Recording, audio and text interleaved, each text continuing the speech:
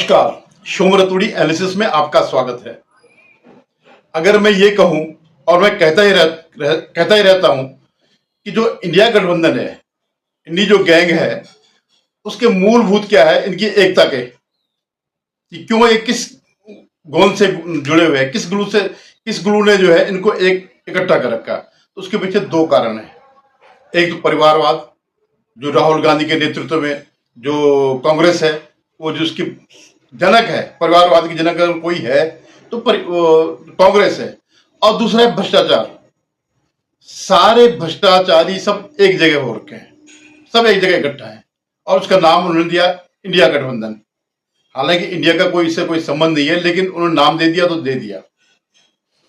तो उसी इंडिया गठबंधन के एक महारथी, प्रमुख स्तंभ, नंबर 1 के घोटालेबाज लालू यादव ने उसके खिलाफ और उनके परिवार के खिलाफ आज राउज एवेन्यू कोर्ट में फ्रेम हो गए हैं, चार्जेस फ्रेम हो गए हैं। उनको जो है उन्होंने प्रथम दृष्टया दोषी पाया गया। अब ये समाज में तो बहुत पहले से है, पता जानते सब हैं, लेकिन जो कानूनी कार्रवाई जो अब जाकर के शुरू हुई है, लेकिन प्रथम दृष्टया जिसे कहते हैं प्राइमा फेसाई, वो ये है कि इन्होंने घोटाला किया पूरे परिवार ने। और काफी बड़ी विचित्र सी चीजें हैं इसमें, काफी इनोवेशन किए गए इस घोटाले के लिए। ये कोई आम घोटाला नहीं था, बल्कि काफी मेहनत से, मतलब आप ये समझिएगा कि जैसे केजरीवाल ने किए वैसे उसी टाइप का ये वो है। केजरीवाल के फाउंडर यही है, जो उनके गुरु है, राजनीतिक गुरु है, लालू यादव जी हैं। हालांकि केजरीवाल इनके खिलाफ ही लड़ करके आए थे और जब वो नाम लेते थे तो जिन के वो गले में पड़े हुए हैं, जो जिनके गले मिलते हैं, अब उन सब का उन्होंने लिस्ट निकाली थी और सबको जो है भ्रष्टाचारी बताया था। इससे पहले मैं आपसे इस मामले में आगे विश्लेषण करूं, आपसे निवेदन है आप मेरे इस चैनल को सब्सक्राइब करेगा, शेयर कीजिएगा और कमेंट जरूर करेगा, क्योंकि इतनी रिपोर्टिंग होती है कि मेरा चैनल बिल्कुल ऑलमोस्ट खत्म होने की कगार पर है। तो मैं अब आपसे आगे बात करता हूं। राउज एवेन्यू कोर्ट ने जो है इस परिवार के खिलाफ आरोप तय किए। और सिर्फ ये आरोप नहीं है, जो सीबीआई की जो रिपोर्ट थी, जो उनकी जांच रिपोर्ट थी, उसमें जो तथ्य थे उनको सही मानते हैं, उनको उसके मद्देनजर जो है ये उन्होंने उनके खिलाफ, इस परिवार के खिलाफ चार्जेस लगाए। एक तो भ्रष्टाचार तो खैर बड़ी आम बात हो गई है, तो कोई बहुत बड़ा इशू नहीं रह गया इस देश में। एक तो भ्रष्टाचार और दूसरा आपराधिक साजिश।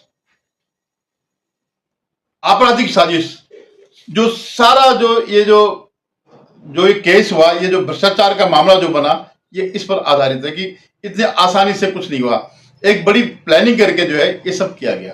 तो ये जो आपराधिक साजिश जो की गई, वो सबसे बड़ा महत्वपूर्ण वो है और उस पर ही सबसे ज्यादा ध्यान जो है, सबसे ज्यादा सबूत सीबीआई ने अगर दिए होंगे तो इस पे ही दिए होंगे। और इसमें क्या था, सत्ता का दुरुपयोग। अब नेता है, कोई भी नेता हो जो अपराध करता है, वो इसीलिए आता है। मेरा कहना है, मेरा तो मानना ये है कि जो इसमें देश में दो वो हैं व्यवसाय ऐसे हैं, एक समाज सेवा और दूसरा पर्यावरणविद होना।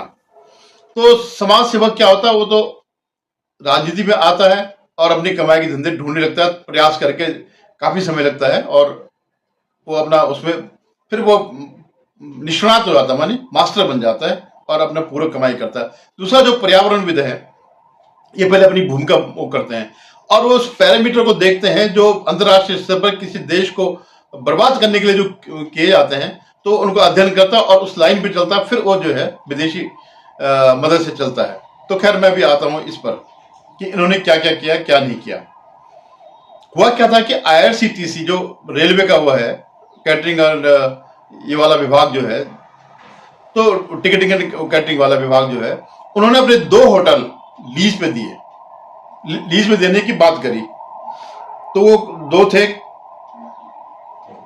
एक था BNR पुरी में और दूसरा BNR रांची में। ये 2 होटल थे। इन 2 होटल को किसी अपनी पार्टी को, सिलेक्टेड पार्टी, उसको देने के लिए, लेकिन सिर्फ पार्टी का मतलब ये इतना नहीं था, इसकी वजह पूरी कंस्पिरेसी थी। उनको देने के लिए टेंडर की प्रक्रिया में बदलाव किया गया और ये लालू के स्तर पर हुआ। जब 2009 से लालू यादव जो 2009 से और 2014 तक वो रहे, 2004 से 2009 के कार्यकाल में जब वो रेल मंत्री थे, तो ये उन्होंने कंस्पिरेसी करी। भाई तब क्या था, ठाठ थे दोनों के।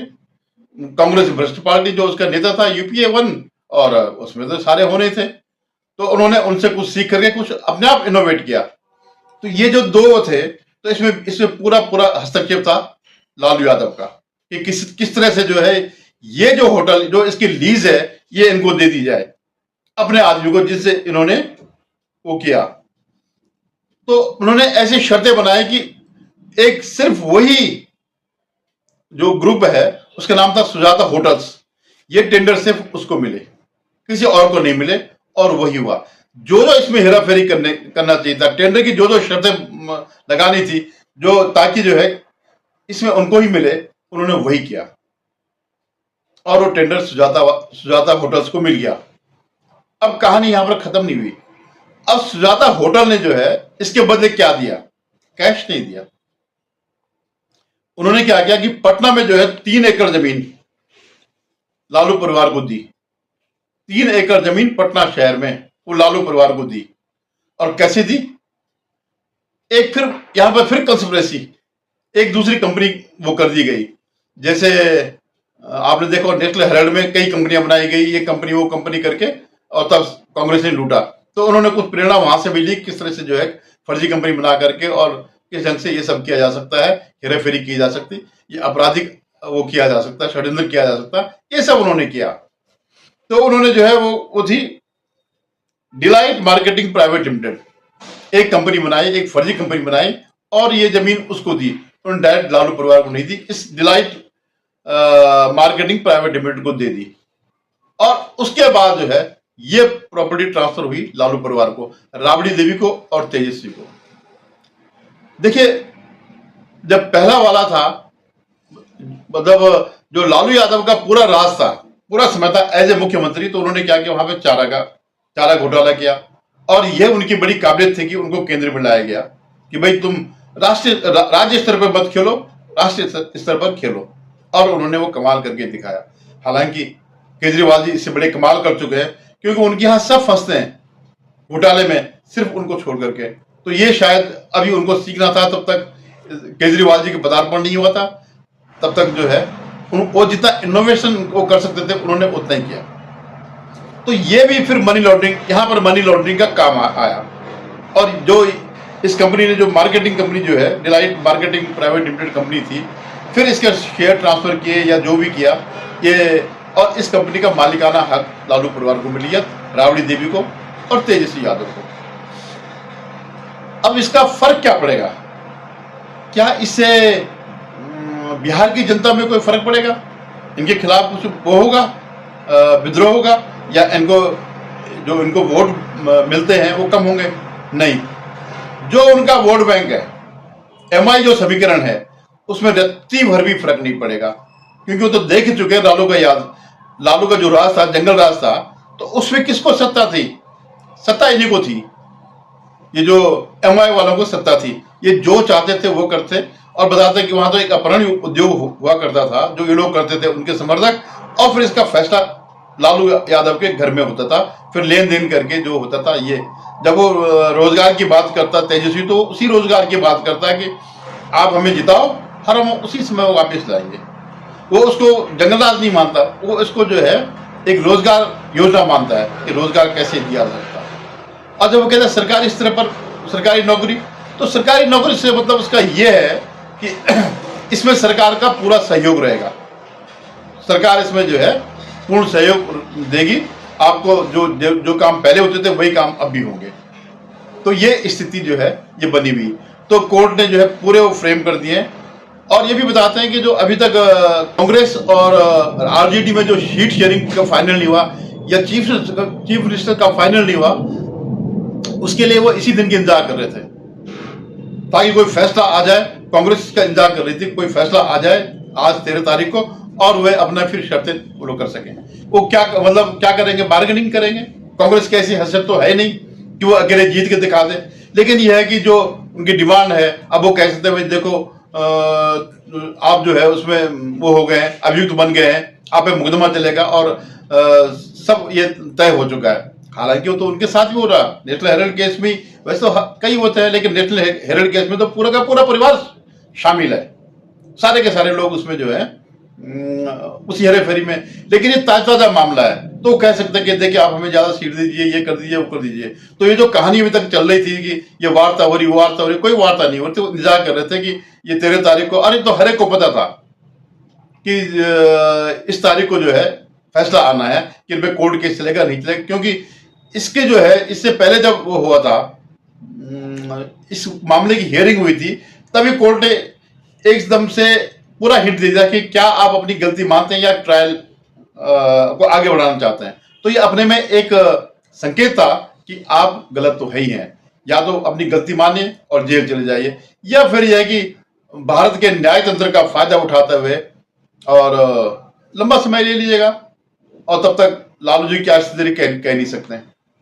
और ड्रामा लालू जी का वही है जो दिन भर इधर उधर घूमते रहते हैं। जब कोर्ट में गए तो व्हील चेयर में गए, पता नहीं कपिल सिब्बल ने बोला होगा या किसी वकील ने बोला होगा कि भाई देखो आप ऐसा ड्रामा करेगा तभी जाकर के कोर्ट को दया आएगी। लेकिन मामला इतना गंभीर था कि ये करना बड़ा मुश्किल है। सीबीआई के जो सबूत रहे होंगे उसमें चेंज करना, उसको देखते हुए जो है उनको निर्दोष साबित करना या उसकी उम्र का लिहाज करना के लिए जो है कोर्ट के लिए भी बड़ा मुश्किल रहा होगा। हालांकि उस सजा पे है और मेडिकल ग्राउंड पे बाहर पे है, क्योंकि वो कोर्ट में जा रहे हैं इसलिए वो उस पर बैठ के जा रहे हैं व्हील चेयर पे। अभी बाहर देखो कुश्ती करने को तैयार है। बता दें सुबह मॉर्निंग वॉक करके वो आए, और जैसा उनका तेवर है वो कहीं से भी कम नहीं हुआ, और कहीं से भी ये नहीं लगता है कि ये आदमी इतना बड़ा अपराधी है। तो वहां के जो इनके वोटर हैं उन पर कोई फर्क नहीं पड़ना है, वो वोट देंगे उन्हीं को देंगे। उनके लिए जो है जातिवाद बढ़ा हुआ है, और जो दूसरा वो है उनके लिए एंटी बीजेपी वाद बढ़ा है। तो अब क्या होता है, इसका आने वाले समय में क्या फर्क पड़ता है? निश्चित रूप से बीजेपी इसको भुनाएगी, जेडीयू भुनाएगी, मतलब पूरा एनडीए गठबंधन उनकी इस स्थिति को भुनाएगा। और आगे का जो चुनावी वो चलेगी, बयार चलेगी, जो चुनावी भाषण होंगे, जो चुनावी कन्विंसिंग जो होगी, वो इसी पे रहेगी, इसी में केंद्रित रहेगी। क्योंकि अब तो एक सबूत भी है, हालांकि सबूत तो इनको कई सालों की सजा हो रखी है, लेकिन ताजा ये है कि ये एक सबूत जो है जो उनके सामने, जनता के सामने पेश करेंगे। धन्यवाद। उन्होंने निवेदन, आप मेरे चैनल को सब्सक्राइब करेगा, शेयर कीजिएगा और कमेंट जरूर करेगा। धन्यवाद।